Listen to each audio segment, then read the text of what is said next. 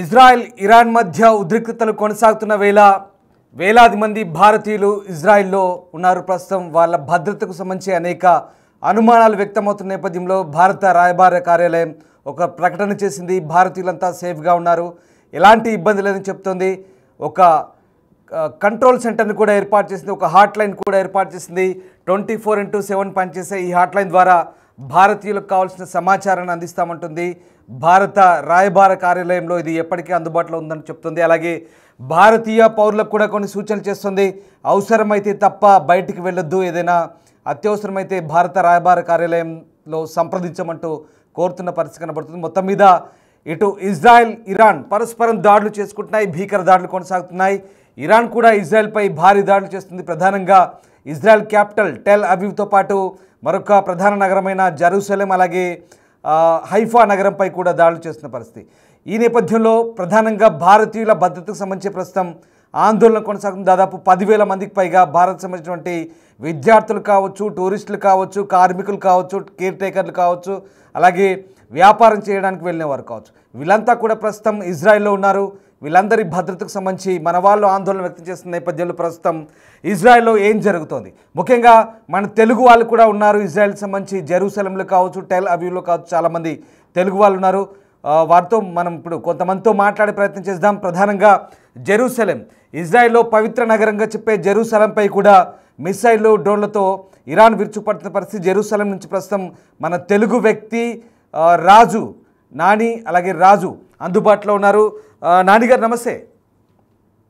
నమస్తే సార్.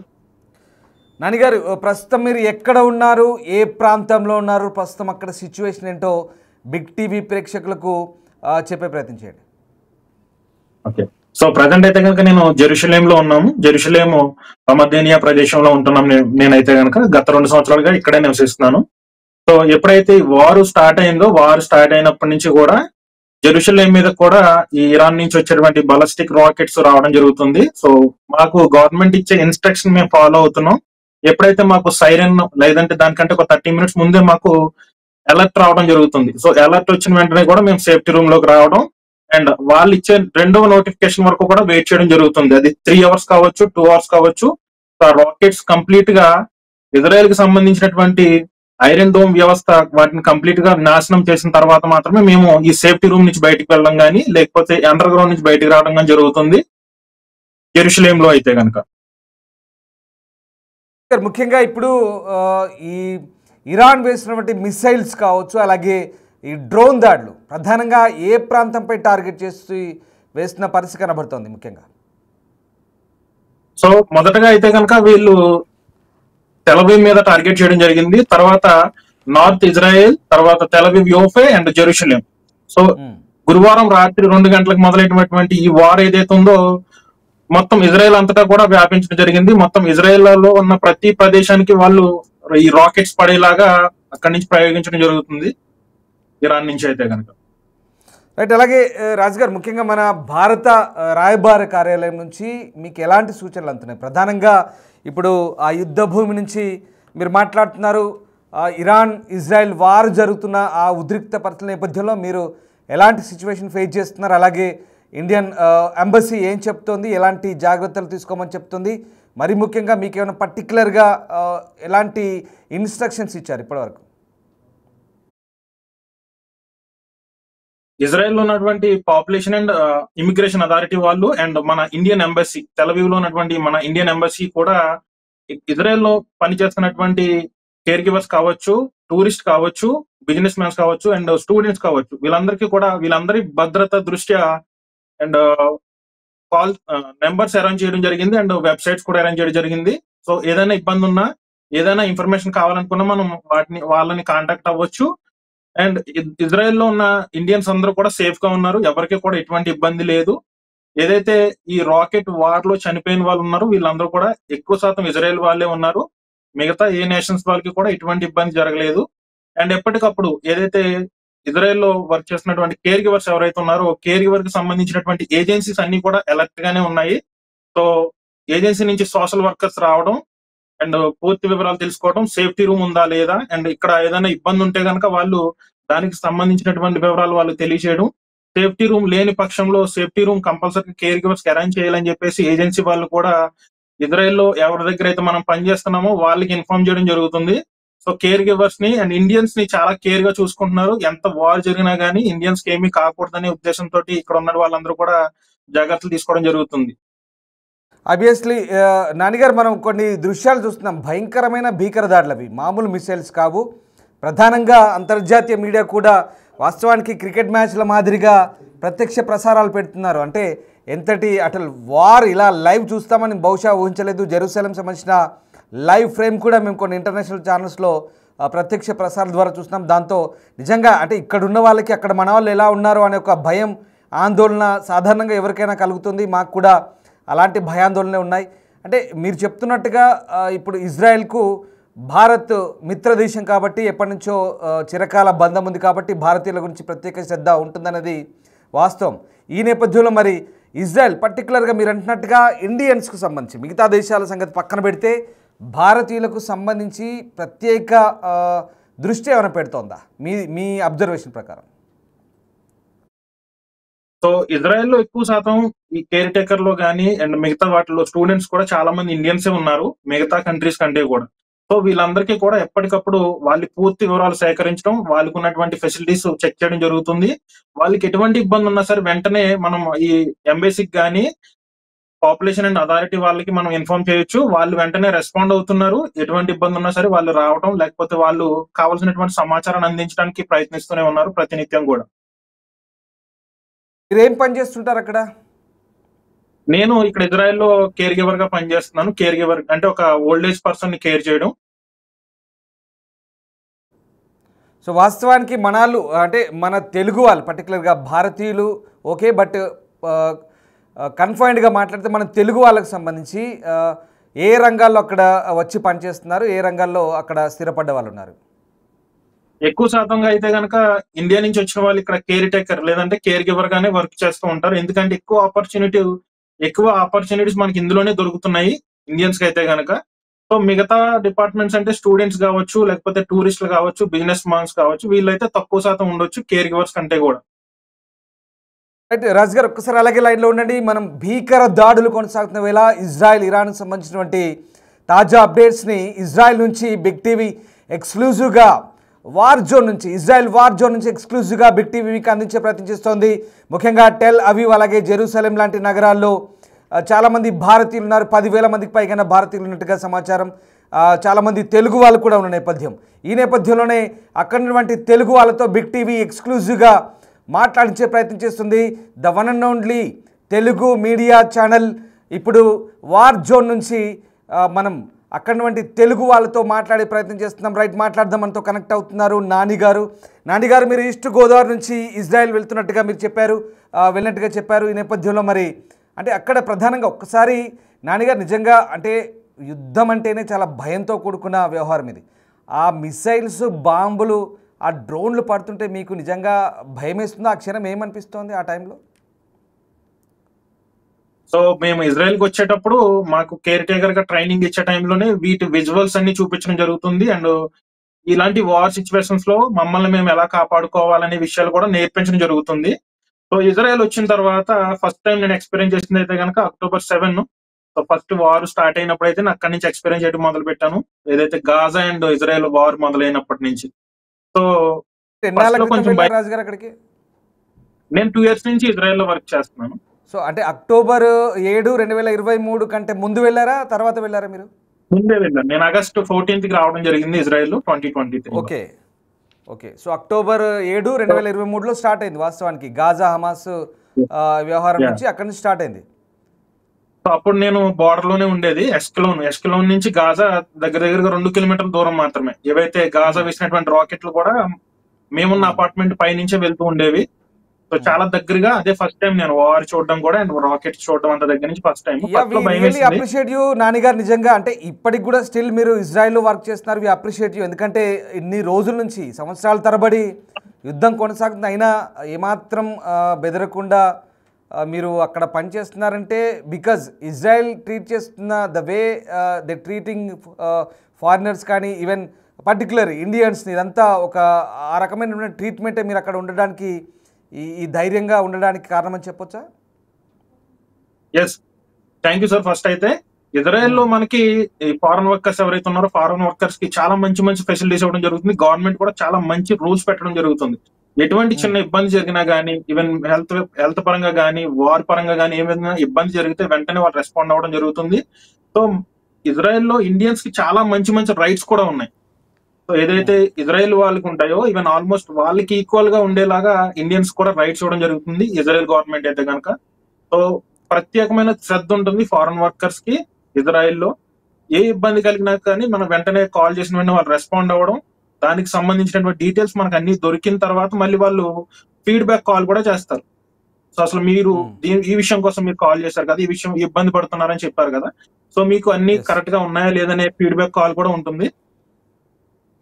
అలాగే Shiraz, Isfahan ఇలాంటి సిటీస్లో కూడా కాస్త ఇబ్బందికరమైన పరిస్థితులే, ముఖ్యంగా అక్కడ స్టూడెంట్స్ ఎవరైతే ఉంటారో ఆ ప్రాంతాల్లో కూడా కాస్త భయాందోళనకు గురవుతున్నట్టుగా చెప్తున్నారు.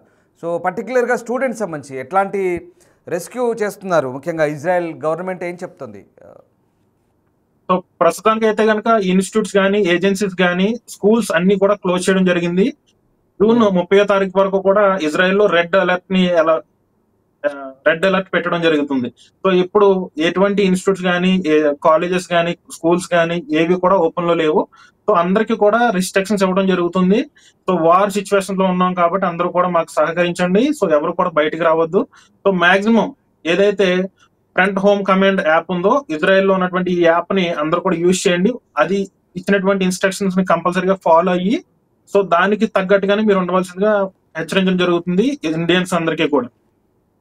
ఓకే, అలాగే అంటే పర్టికులర్గా ఆ మిసైల్స్ వచ్చి పడుతున్నప్పుడు ఏ టైంలో పడుతున్నాయండి? ముఖ్యంగా సరిగ్గా ఎన్ని గంటలకు ఈ దాడులు ప్రారంభం అవుతున్నాయి? అంటే ఈ రెండు వైపుల నుంచి, ఇటు ఇజ్రాయెల్ వేస్తుంది ఇరాన్ పైన, ఇరాన్ ఇజ్రాయెల్ పైన వేస్తుంది. అంటే ఇరాన్ ఇజ్రాయెల్పై అటాక్ చేసినప్పుడు సరిగ్గా ఏ టైంలో మొదలవుతున్నాయి ఆ దాడులని? సో ఇదైతే కనుక లాస్ట్ వీక్ గురువారం 2 గంటల నుంచి మొదలైంది. 2 గంటల నుంచి వాళ్ళు మిసైల్స్ వేయడం మొదలు పెట్టారు, ఇజ్రాయెల్ మీద రాకెట్స్ వేయడం మొదలు పెట్టారు. సో ప్రతిరోజు కూడా ఈవినింగ్ 8 నుంచి ఎర్లీ మార్నింగ్ 4 o'clock వరకు వాళ్ళు రాకెట్స్ వేయడం జరుగుతుంది. ఈ టైంలోనే మాకు ఎక్కువ సైరన్స్ రావడం, ఎక్కువ శాతం అలర్ట్ రావడం, ఈ టైంలోనే మేము ఎక్కువసేపు సేఫ్టీ రూమ్ లో ఉండడం జరుగుతుంది. సో సేఫ్టీ రూమ్ లేని వాళ్ళు కింద అండర్ గ్రౌండ్ కి వెళ్ళిపోవడం వంటిది చేస్తున్నాం. ఎక్కువగా వాళ్ళు స్టార్ట్ చేసేది అయితే కనుక నైట్ టైమే చేస్తున్నారు. డే టైం అయితే కనుక ఎటువంటి సైరన్ సౌండ్స్ లేవు. సో మీరు ఆల్రెడీ చూస్తున్నారు కదా. సో ఇప్పుడు ప్రజెంట్ అయితే నార్మల్ గానే ఉంది. ఈవినింగ్ 8 o'clock నుంచి స్టార్ట్ అవుతున్నాయి అలర్ట్స్ కానీ, సైరన్ సౌండ్స్ కానీ. ఆ టైంలోనే ఎక్కువగా వీళ్ళు రాకెట్స్ చేయడం జరుగుతుంది. అంటే పర్టికులర్గా ఇక్కడ ఇరాన్కి వచ్చేసి మాత్రం ఇరాన్ ఇజ్రాయెల్పై అటాక్ చేసినప్పుడు ఒక స్ట్రాటజీ ఏం లేదు, సివిలియన్స్ మీద కూడా అటాక్ అవుతుందంటే పౌరుల మీద, సాధారణ పౌరుల మీద కూడా బాంబింగ్ అవుతుంది. కొంతమంది మొన్న చూసాం మనం అపార్ట్మెంట్లో బెటియామ్ అనే ప్రాంతంలో అపార్ట్మెంట్లపై వేసారు, చాలామంది సివిలియన్స్ కూడా చనిపోయారు. అంటే ఇక్కడ ఎవరిని టార్గెట్ చేస్తున్నట్టు? జెరూసలంపై అటాక్ చేసినప్పుడు ముఖ్యంగా ఆర్మీ వాళ్ళకి సంబంధించినటువంటి క్వార్టర్స్పై అటాక్ చేస్తున్నారా లేదా సివిలియన్స్పై అటాక్ చేస్తున్నారా? మీ అబ్జర్వేషన్ అంటే ఆ ప్రాంతంలో. సో ఇజ్రాయెల్ అయితే కనుక ఏ దేశంతో యుద్ధం చేసినా కంపల్సరిగా యుద్ధ రీతిని ఫాలో అవుతుంది. ఏదైతే యుఎన్ నిర్ణయించినటువంటి యుద్ధ రీతిని ఫాలో అవడం జరుగుతుంది. బట్ మిగతా దేశాలు అయితే కనుక అలా చెయ్యట్లేదు. ఎగ్జాంపుల్ మనం ఇరాన్ తీసుకుంటే కనుక ఎప్పుడైనా సరే యుద్ధం జరుగుతున్నప్పుడు ఆర్మీ బేసెస్ ని కానీ అండ్ మిగతా ప్లేసెస్ ని టార్గెట్ చేస్తారు, నార్మల్ గా జరిగేది అయితే ఇది. బట్ ఇరాన్ అయితే పర్టికులర్ గా సివిలియన్స్ మీదే, పర్టికులర్ గా యూదుల మీదే వాళ్ళు టార్గెట్ పెట్టడం జరిగింది.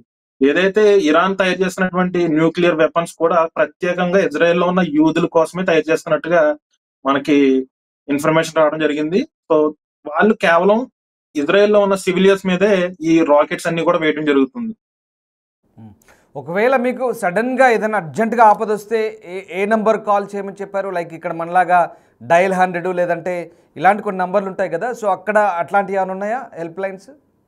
సో ఇజ్రాయెల్ అయితే కనుక మనకు అంబులెన్స్ నెంబర్స్ అయితే కనుక 101, పోలీస్ అయితే సేమ్ మన ఇండియాలో ఉన్నట్టే 100 సేమ్ నెంబర్స్ మనం కాంటాక్ట్ అవ్వచ్చు.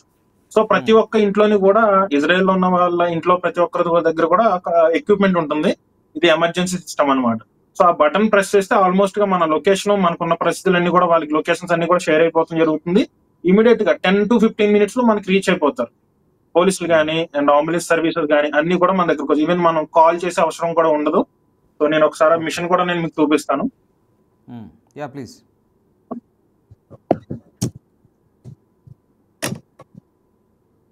సో మీరు ఇక్కడ చూస్తున్నారు కదా, ఉమ్.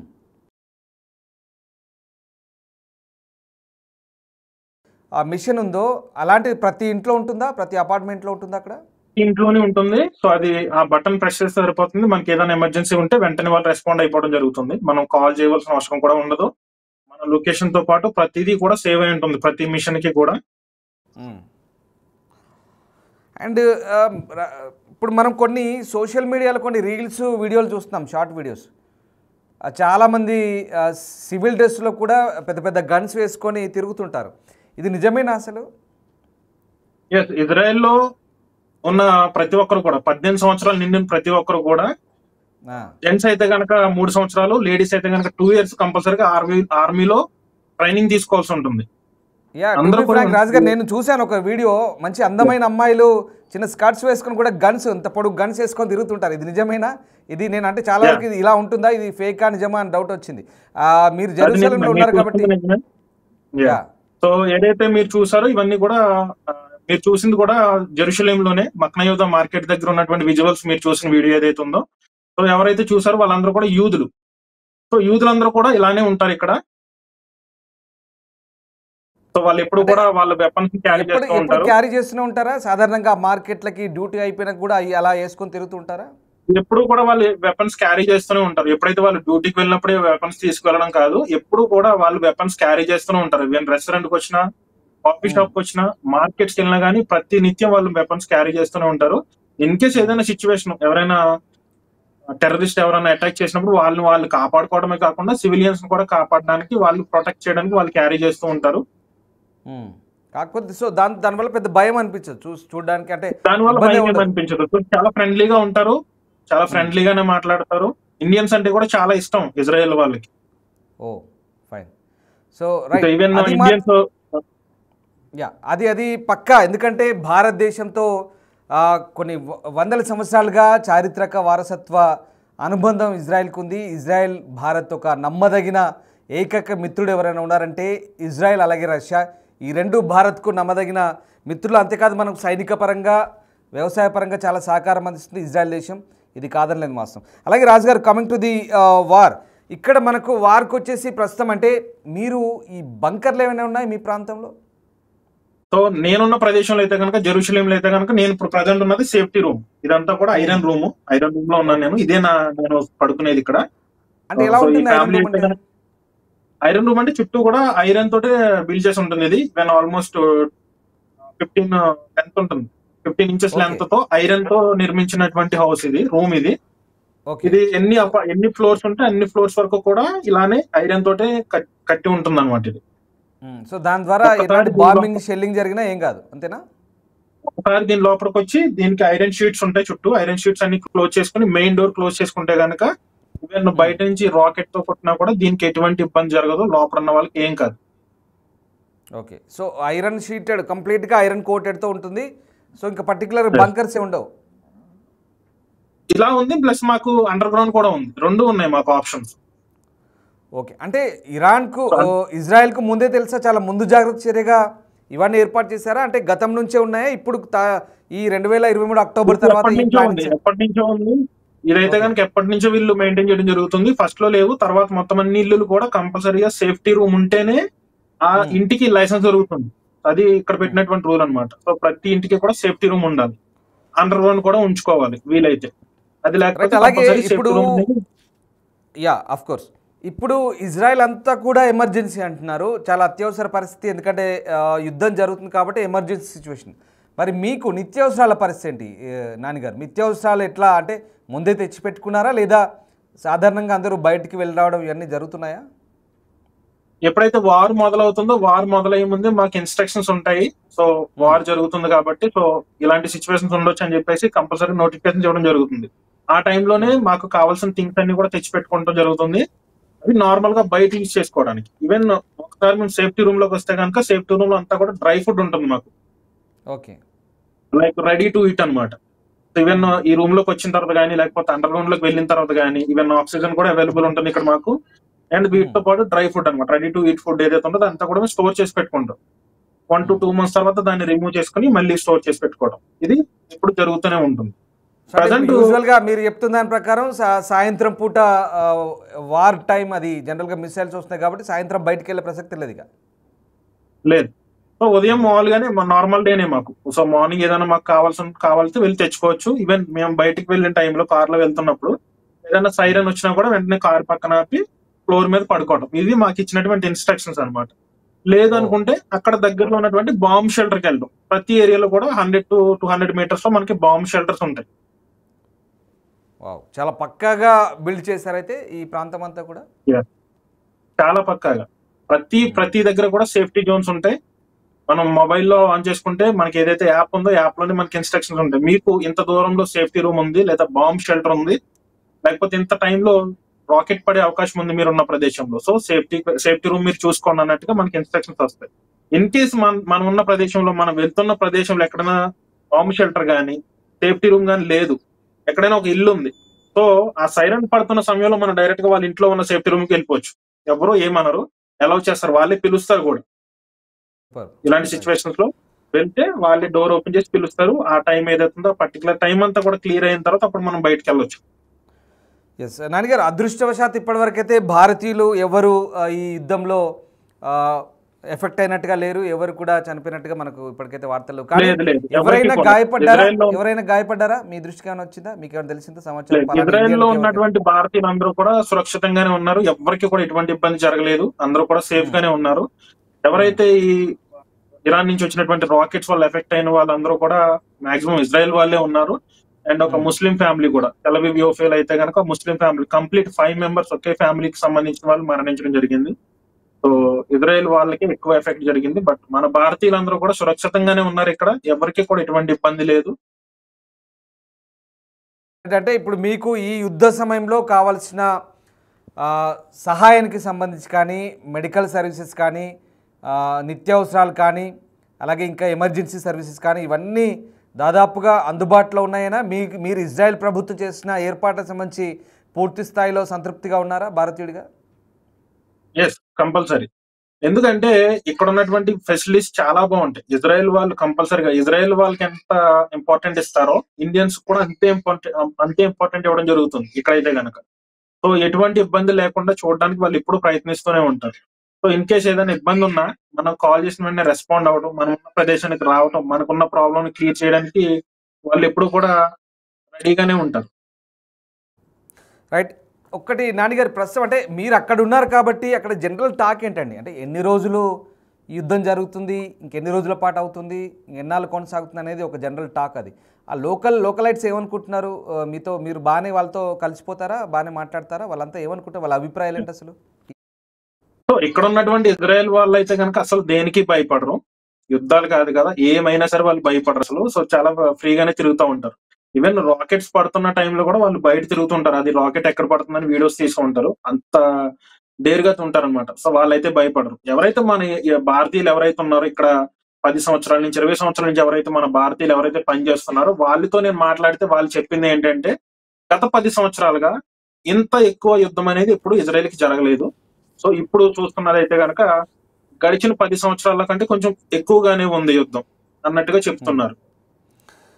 అండ్ ఇంకోటి, ఇప్పుడున్నటువంటి నెతన్యాహు ప్రభుత్వం మీద అక్కడికున్న ప్రజల అభిప్రాయం ఏంటి? వాస్తవంగా ఇప్పుడు యుద్ధం జరుగుతున్న పరిస్థితుల్లో ప్రజలంతా ఐక్యంగా ఉంటారు. ఏ దేశమైనా సరే అది వాళ్ళ దేశానికి సపోర్ట్ చేస్తుంటారు. కానీ ఇప్పుడు ఇజ్రాయెల్ ప్రజల, అంటే మెజార్టీ ఇజ్రాయలీలు అంతా ఏమనుకుంటున్నారు? నెతన్యాహు నాయకత్వాన్ని ఖచ్చితంగా సపోర్ట్ చేస్తున్నారా? ఎవరైనా, అంటే ఇందులో కూడా ప్రతిపక్షం ఉంటారు కదా కొంతమంది వ్యతిరేకించే వాళ్ళు. అలాంటి కోణం ఏమైనా ఉందా అక్కడ వారికి సంబంధించి?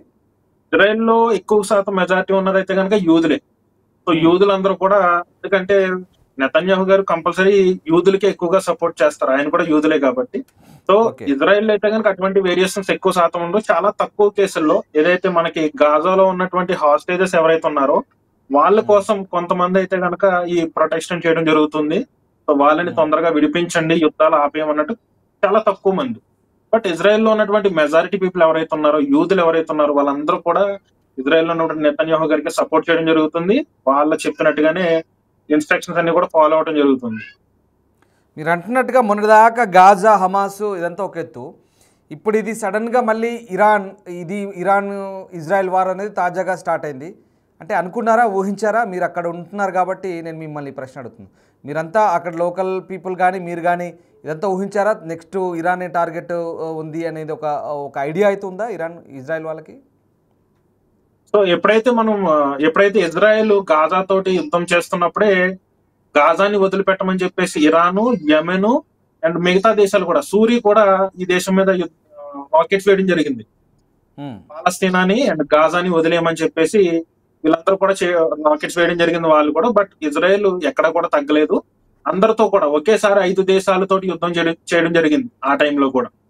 సో ఇప్పుడు ఇరాన్ తో మెయిన్ గా ఇజ్రాయెల్ యుద్ధం చేయడానికి మెయిన్ రీజన్ అయితే కనుక న్యూక్లియర్ వెపన్స్ ఒకటైతే, రెండవది అక్కడ అణిచివేయబడుతున్న ప్రజల కోసం. ఎవరైతే ఇరాన్ లో ఉన్నటువంటి ప్రజలందరినీ కూడా అణిచివేయబడుతున్నారు వాళ్ళందరూ కూడా. సో వాళ్ళు బలవంతంగా వేరే మతాన్ని ఆచరించేలా చేస్తున్నారు. సో అక్కడ ఉన్నటువంటి ఇరానియన్స్ కూడా ఇప్పుడు ఇజ్రాయెల్ కి అండ్ ఇజ్రాయెల్ గవర్నమెంట్ కి, నెతన్యాహు గారికి సపోర్ట్ చేస్తున్నారు. ఏదైతే నెతన్యాహు గారు చేస్తున్నటువంటి యుద్ధం ఏదైతే ఉందో దానికి మేము ఫుల్ సపోర్ట్, కంపల్సరీ మేము మీతోటే ఉంటామన్నట్టుగా ఇరానియన్స్ కూడా సపోర్ట్ చేస్తున్నారు. అంటే ఇరానియన్స్ అక్కడ ఉన్నటువంటి రాజకీయ వ్యవస్థలకి విసిగిపోయారని చెప్పొచ్చు. సో దాని నుంచి విముక్తి కోసం ఇజ్రాయెల్ గవర్నమెంట్ కి సపోర్ట్ చేయడం అండ్ ఇజ్రాయెల్ ఏదైతే చేస్తున్న యుద్ధం ఏదైతే ఉందో దాన్ని విజయవంతంగా విజయం సాధిస్తుందన్న ఉద్దేశంతో వాళ్ళు గట్టిగా నమ్ముతున్నారు. రైట్. నానిగారు ఒక్క ప్రశ్న అడుగుతాను. టు బి ఫ్రాంక్, మీరు చాలా ధైర్యంగా, మానసికంగా ఇంత భారీ యుద్ధం జరుగుతుంటే మీరు మెంటల్లీ స్ట్రాంగ్గా ఉన్నారా? ఓకే, యాక్చువల్లీ నేను యూట్యూబర్ని, నేను వ్లాగ్స్ చేస్తూ ఉంటాను ఇజ్రాయెల్లో. సో ఎందుకంటే మన ఇండియన్స్ కి చాలా ఇష్టమైన ప్రదేశం ఇది ఇజ్రాయెల్ అనేది, జెరూసలేం గానీ ఇక్కడ ఉన్నటువంటి హోలీ ప్లేసెస్ అన్ని. సో నేను ఇక్కడికి వచ్చిన తర్వాత ఇక్కడ ఉన్న ప్లేసెస్ అన్ని చూపించాలనే ఉద్దేశంతో బయట తిరగడం మొదలు పెట్టాం, వ్లాగ్స్ చేయడం మొదలు పెట్టాం. సో నేను బయటికి వెళ్ళి బయట ఉన్నటువంటి పీపుల్ అందరితో మాట్లాడడం స్టార్ట్ చేసిన తర్వాత నాకు ఒకటి అర్థమైంది ఏంటంటే, ఇజ్రాయెల్ వాళ్ళని ఇండియన్స్ ఇష్టపడతారన్నది నాకు తెలుసు. ఇండియాలో ఉన్నప్పుడు ఇజ్రాయెల్ అంటే చాలా ఇష్టం, ఇండియన్స్ కి చాలా ఇష్టపడతారు, క్రిస్టియన్స్ ఇష్టపడతారు అని చెప్పేసి. బట్ ఇక్కడికి వచ్చిన తర్వాత ఇజ్రాయెల్ వాళ్ళు ఇండియన్ వాళ్ళని ఎంత ఇష్టపడుతున్నారు, వాళ్ళు ఎంత ఫ్రెండ్లీగా ఉంటారు అన్న విషయాన్ని తెలుసుకోవడం జరిగింది. అండ్ ఇక్కడికి వచ్చిన తర్వాత వాళ్ళని చూసిన తర్వాత అసలు నాకు మొత్తం భయమైపోయింది. ఎందుకంటే ఎన్నో యుద్ధాలు చూసారు, నేనైతే ఇక్కడ వచ్చి 2 సంవత్సరాలు మాత్రం అవుతుంది. వాళ్ళు ఎప్పటి నుంచి ఇక్కడ ఉంటున్నారు, వాళ్ళు పుట్టింది పెరిగింది ఇక్కడే. సో వాళ్ళు చిన్న పిల్లలు కూడా ఎవరు కూడా భయపడరు. ఈవెన్ రాకెట్ సైరన్ వస్తున్నా కానీ చూస్తారు అలా, ఓకే ఇటు వస్తుందా రాకెట్, ఇటు వస్తుందా అన్నట్టు చూస్తారు అనమాట.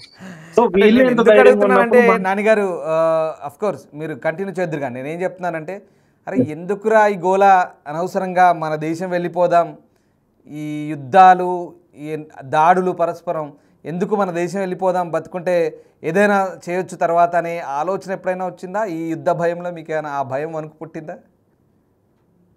లేదు సార్, ఎప్పుడు కూడా అలా అనిపించలేదు. ఎందుకంటే మీకు అందరికీ తెలిసిందే, ఇజ్రాయెల్ అనేది చాలా చాలా స్ట్రాంగ్ కంట్రీ. ఇజ్రాయెల్ దేశం చిన్నదై ఉండొచ్చు కానీ దీని దగ్గర ఉన్నటువంటి బలగం చాలా పెద్దది. సో ఎప్పుడు కూడా ఇలా భయపడి వెళ్ళిపోవాలనే ఆలోచన అయితే నాకు రాలేదు. సో ఇక్కడే ఉండాలి, ఇక్కడే చూడాలి. వార్ సిచ్యువేషన్స్ లో కూడా నాకు బయటకు వెళ్ళిపోవాలన్న ఆలోచన అయితే ఇప్పుడు దాకా రాలేదు. అగైన్ వి అప్రిషియేట్ యూ నాన్నగారు, బిగ్ టీవీ తరపు నుంచి. అండ్ చివరిగా మీ వాళ్ళు తూర్పుగోదావరి జిల్లాలో ఉన్నటువంటి మీ ఇంట్లో వాళ్ళకి కానీ, మీ స్నేహితులకు కానీ, మీ బంధువులకు కానీ, not only east Godavari Telugu, not only Telugu people, మొత్తం భారతీయులకి, అంటే మన తెలుగు భాషలో మీరు ఏం చెప్పదలుచుకున్నారు? మొత్తం భారతీయులకు కానీ, తెలుగు వాళ్ళకి కానీ ఎలాంటి ధైర్యం కానీ, ఎలాంటి మెసేజ్ కానీ ఏం అప్పీల్ చేయాలనుకుంటున్నారు? మీ గురించి, మీరు ఇజ్రాయెల్లో ఉన్నారు కాబట్టి వాళ్ళంతా కూడా ఏదో చాలా ఆసక్తిగా, ఒక ఉత్కంఠగా ఏం జరుగుతుందో అక్కడ, మావాడు ఎలా ఉన్నాడో లేకుంటే మా స్నేహితుడు ఎలా ఉన్నాడో అంటూ రకరకాలుగా చర్చించుకుంటుంటారు. ఇదంతా కామనే. సో దిస్ టైం, ఈ సమయంలో మీరేం చెప్తారు? ఓకే, ఇజ్రాయెల్లో అయితే కనుక మన భారతీయులందరూ, తెలుగు వాళ్ళందరూ కూడా చాలా సేఫ్ గా ఉన్నారు. ఎవరికి కూడా ఎటువంటి ఇబ్బంది లేదు. యుద్ధం ఎంత జరిగినా కూడా మేము కంపల్సరీగా ఇక్కడ ఉన్నటువంటి రూల్స్ అన్ని కూడా మేము ఫాలో అవుతున్నాము. సో ఎవరికి ఎటువంటి ఇబ్బంది లేదు. అండ్ నేను కూడా చాలా సేఫ్ గా ఉన్నాను ఇక్కడ ఇజ్రాయెల్ అయితే కనుక. సో ఈవెన్ మార్నింగ్ కూడా బయటికి వెళ్ళి రావడం జరిగింది, సో చిన్న షూట్ కోసం అని చెప్పేసి. సో అంటే అర్థం చేసుకోవచ్చు మీరు, ఇక్కడ ఇంత వార్ జరుగుతుంది కదా, నువ్వు షూట్కి వెళ్ళడం అవసరమా అని చెప్పేసి ఇప్పుడు. బట్ ఈ కంట్రీ మీద ఉన్న నమ్మకం, సో మన ఇండియా మీద మనకెంత నమ్మకం ఉంటుందో అంతే నమ్మకంతో మనం బయట తిరిగేంత స్వేచ్ఛ కూడా మనకి ఇక్కడ దొరుకుతుంది. సో ఇక్కడ ఉన్నటువంటి భారతీయులందరూ కూడా సురక్షితంగానే ఉన్నారు, ఎవరు కంగారు పడవలసిన అవసరం లేదు. సో మనం ఉన్నదంతా కూడా సేఫ్ హ్యాండ్స్ లోనే. సో ఇది నేను చెప్పాలనుకున్నది అయితే. అండ్ చివరిగా ఒక మాట అంటాను, ఈ యుద్ధంతో ధరలు పెరుగుతున్నాయి, పెట్రోల్ ధరలు ఇంకా ఇలాంటి కొన్ని ధరలు పెరుగుతున్నాయి, కొంత ఇబ్బందికర పరిస్థితులు వస్తాయి అంటున్నారు. మరి ఇజ్రాయెల్లో ఎట్టుంది పరిస్థితి? పెట్రోల్ ఇజ్రాయెల్ ధరలు లో కానీ అలా ఇవన్నీ. ఏముండదు. యుద్ధం జరిగినా యుద్ధం జరగకపోయినా నార్మల్ గా ఉంటాయి. నార్మల్ గా అన్ని ఎక్స్పెన్సివ్ ఉంటాయి ఇక్కడ అయితే గనక. సో మ్మ్. పెట్రోల్ ధరలు కానీ ఇవన్నీ కూడా నార్మల్ గానే ఉన్నాయి. యుద్ధం జరిగిన నార్మల్ సిచ్యువేషన్ లో కూడా ఇక్కడ అలాంటి డిఫరెన్సెస్ ఏమైతే ఉండవు ఇక్కడ. మ్మ్. సో అన్ని జాగ్రత్తలు తీసుకుంటున్నారు మీరు కూడా, ప్రభుత్వం కూడా. మరి ఇండియన్ ఎంబసీ నుంచి ఫైనల్గా ఇండియన్ ఎంబసీ నుంచి ఎట్లాంటి ధైర్యం మీకుంది? ఇండియన్ ఎంబసీ ఏం చెప్తుంది? ఎంబసీ అధికారులు మీతో టచ్లో ఉన్నారా? అంటే నాట్ ఓన్లీ యూ, కంప్లీట్గా ఇండియన్స్తో, స్టూడెంట్స్ కానీ, బిజినెస్ పర్సన్స్ కానీ, టూరిస్ట్ కానీ, వీళ్ళందరితో ఇండియన్ ఎంబసీ ఆఫీసర్స్ మీకు ఎలాంటి డైరెక్షన్ చేస్తున్నారు? వాళ్ళు ఎలాంటి టచ్లో ఉన్నారు మీతో?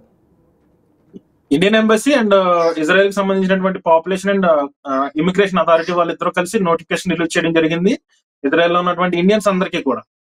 సో వాళ్ళు పనిచేస్తున్నటువంటి పర్టికులర్ డిపార్ట్మెంట్ ఏదైతే ఉందో, పర్టికులర్ ఏజెన్సీ కానీ పర్టికులర్ దానికి కాంటాక్ట్ అవడం, వాళ్ళ ద్వారా మమ్మల్ని రీచ్ అవడం జరుగుతుంది. సో ఇక్కడ ఉన్నటువంటి భారతీయులందరికీ కూడా పర్టికులర్ డిపార్ట్మెంట్ నుంచి కాల్స్ రావడం, లేకపోతే డైరెక్ట్ గా పర్సన్స్ సోషల్ వర్కర్ వచ్చి ఇక్కడ ఉన్నటువంటి పరిస్థితులు, సేఫ్టీ రూమ్ కానీ, అండర్ గ్రౌండ్ రూమ్స్ కానీ, ఏమైనా ఇబ్బందులు ఉంటే కనుక తెలుసుకోవడం, అవన్నీ కూడా వాళ్ళు సాల్వ్ చేసి వెళ్ళడం జరుగుతుంది. ఈవెన్ సేఫ్టీ రూమ్ లేకపోతే గనక సేఫ్టీ రూమ్ ఉండే ప్రదేశంలో ఫ్యామిలీని తీసుకెళ్లి ఉంచే ఏర్పాట్లు కూడా చేస్తున్నారు. సేఫ్టీ రూమ్ ఉన్న ప్రదేశంలో మాత్రమే ఇండియన్స్ ఉండాలి. ఇండియన్ కేర్ గివర్ ఎవరైతే మీ దగ్గర వర్క్ చేస్తున్నారో వాళ్ళకి మీరు కంపల్సరీగా ఈ సేఫ్టీ రూమ్ అనేది ప్రొవైడ్ చేయాలని చెప్పేసి వాళ్ళు గట్టిగా డిమాండ్ చేస్తున్నారు ఇండియన్స్ కోసం. ఓకే. సో రకంగా అండ్ తెలవీవ్ లో ఉన్నటువంటి ఇండియన్ ఎంబసీ కూడా మన భారతీయుల కోసం అయితే గనక నెంబర్స్ అలొకేట్ చేసింది. ఏదైనా ఇబ్బందులు ఉంటే గనక వెబ్సైట్ ద్వారా కానీ నెంబర్ ద్వారా కానీ మనం వాళ్ళని కాంటాక్ట్ అవ్వచ్చు. And population and immigration authority కూడా సేమ్ మనకి ఇదే ఫెసిలిటీస్ ప్రొవైడ్ చేస్తుంది. అన్ని లాంగ్వేజెస్ లో, అన్ని భాషల్లో కూడా మనకు అందుబాటులో ఉంటుంది. ఏవైనా వివరాలు కావాలంటే గనక వాళ్ళని మనం సంప్రదించవచ్చు. రైట్ నానిగారు, నిజంగా మీ ధైర్యం చూస్తుంటే నిజంగా అంటే మానసికంగా, ఎందుకు అంటున్నానంటే ఈ మాట, మానసికంగా చాలామంది కుంగుబాటు గురవుతుంటారు. యుద్ధం అవుతున్న ఆ వార్ జోన్లో ఉన్నారు మీరు, ఆ ప్రాంతంలో ఉన్నారు. స్వయంగా ఆ అనుభవాలన్నీ కూడా మీరు ఆ స్వీయ అనుభవాలుగా మలుచుకొని, నిజంగా ఇది మీరు యూట్యూబర్ అని చెప్తున్నారు, ఈ అనుభవాలను కూడా బహుశా మీరు వీడియో రూపంలో పెట్టే ఉంటారు దాదాపుగా. కానీ మాకు ఇక్కడ అక్కడ ఉన్న పరిస్థితులు ఏంటి, అక్కడ ఏం జరుగుతుందో, ఆ మిసైల్స్, ఆ డ్రోన్లు అటాక్స్ చూస్తుంటే ఒక రకంగా భయంకరంగా ఉన్న సిచ్యువేషన్ కనబడుతుంది. అండ్ మీరు జెరూసలేంలో ఉన్నారు, జెరూసలేంలో కూడా చాలా ధైర్యంగా, మానసికంగా, ముఖ్యంగా ఏంటంటే మానసిక ధైర్యం కావాలి. యుద్ధం జరుగుతుంటే ఏదో జరిగిపోయిందని చాలామంది భయపడుతుంటారు కాబట్టి ఆ మానసిక ధైర్యం. And again we appreciate you, thanks for joining with us Nani గారు. రైట్, ఇది మొత్తం మీద ఇజ్రాయిల్లో ఇండియన్స్ చాలా సేఫ్ అని చెప్తున్నారు. మరి ముఖ్యంగా తెలుగు వాళ్ళు, మన నాని మనతో జాయిన్ అయ్యారు, ఈస్ట్ గోదావరి చెందిన నాని. చాలా అద్భుతంగా ఉన్నాయి ఇజ్రాయెల్ ప్రభుత్వం చేసిన ఏర్పాట్లు. నిజంగా రక్షణకు సంబంధించి పౌరుల విషయంలో ఎలాంటి రాజీ పడబోరు, భద్రతా విషయంలో అని చెప్తున్నారు. అలాగే భారత ప్రభుత్వం కూడా, ఇండియన్ ఎంబసీ ఎప్పటికప్పుడు రాయబార కార్యాలయం వారితో సంప్రదింపులు జరుపుతోంది, తమకు ఎలాంటి ఇబ్బందులు అని చెప్తున్నారు. చిన్నపాటి ఇబ్బంది కూడా లేదు. ఈవెన్ ఇప్పటి వరకు కూడా ఇలాంటి మిసైల్ డ్రోన్స్ అటాక్స్ జరిగినప్పుడు కూడా ఎలాంటి బాధకు గురి కాలేదు మేము. అంతేకాదు మానసికంగా కూడా ఎలాంటి కుంగుబాటుకు గురి కాలేదు. మేము చాలా జాగ్రత్తగా ఉంటున్నాం, అంతే స్ట్రాంగ్గా ఉంటున్నామని చెప్తున్నారు. బిగ్ టీవీ ఎక్స్క్లూజివ్గా వార్ జోన్ నుంచి, ముఖ్యంగా ఇజ్రాయెల్ ఇరాన్ వార్ జోన్ నుంచి మీకు ఎక్స్క్లూజివ్గా ఈ ఇన్పుట్స్ అందించే ప్రయత్నం చేస్తున్నాం. ప్రధానంగా తెలుగు మీడియాలో ఈ వార్ జోన్ నుంచి అందించిన ఛానల్గా మేము ఇన్పుట్స్ అందిస్తున్న ఛానల్గా మీకు చెప్పుకోవడం జరుగుతుంది. ఇప్పటివరకైతే తెలుగు మీడియా నుంచి బహుశా నాకు తెలిసి ఎవరు ఇజ్రాయెల్ వార్ నుంచి ఎవరిని బహుశా అక్కడ పరిస్థితులకు సంబంధించి మీకు ఎక్స్ప్లెయిన్ చేయడానికి చూసి ఉండరు. One and only big TV ఎక్స్క్లూజివ్గా మీకు అందించే ప్రయత్నం చేసింది. అండ్ అఫ్ కోర్స్ నానిని మేము కూడా అప్రిషియేట్ చేస్తున్నాం. అక్కడ నుండి పరిస్థితులు చాలా ధైర్యంగా నవ్వుతూ చెప్తున్నారు, అక్కడ నుండి సిచ్యువేషన్ అంతా కూడా ఎక్స్ప్లెయిన్ చేస్తున్నారు, భారతీయులకు ఎలాంటి ఇబ్బంది లేదంటున్నారు. ముఖ్యంగా ఇజ్రాయెల్ గవర్నమెంట్ని ఆయన అప్రిషియేట్ చేస్తున్న పరిస్థితి కనబడుతుంది. అండ్ అఫ్ కోర్స్ నిజంగా ఇజ్రాయెల్ భారత్ చిరకాల మిత్రులు, ఇది కాదని లేని వాస్తవం. భారతదేశం చారిత్రక వారసత్వ స్నేహాన్ని ఇజ్రాయెల్తో దశాబ్దాల కాలంగా కొనసాగించబోతోంది. ఖచ్చితంగా భారత్ ఇజ్రాయెల్ అన్ని రకాలుగా అన్ని రంగాల్లో సహకారం పరస్పరం అందించుకుంటున్నాయి. ఫ్యూచర్లో కూడా ఇదే కంటిన్యూ కాబోతుంది. అట్ ది సేమ్ టైం మనకు మన పౌరుల భద్రత ముఖ్యం. ఇజ్రాయిలీలు భారత్కు వచ్చినా భారతీయులు ఇజ్రాయెల్కి వెళ్ళినా ఖచ్చితంగా ఒకరినొకరు సేఫ్గా సెక్యూర్ చేసుకుంటున్న సిచ్యువేషన్ అయితే ప్రస్తుతం మనకి నాని అందించిన వివరాలను బట్టి మనకు క్లియర్గా అర్థమవుతుంది. And Jerusalem, Tel Aviv, Haifa లాంటి నగరాలపై ప్రస్తుతం ఇరాన్ అయితే దాడులు చేస్తుంది. ఇంకా యుద్ధం ఎన్నాళ్ళ పాటు ఉంటుందో చెప్పలేం, ఎన్ని రోజులు కంటిన్యూ అవుతుందో చెప్పలేం. ఇప్పటికైతే భారతీయులకు వచ్చిన డోకా ఏం లేదనే విషయం స్పష్టమవుతుంది.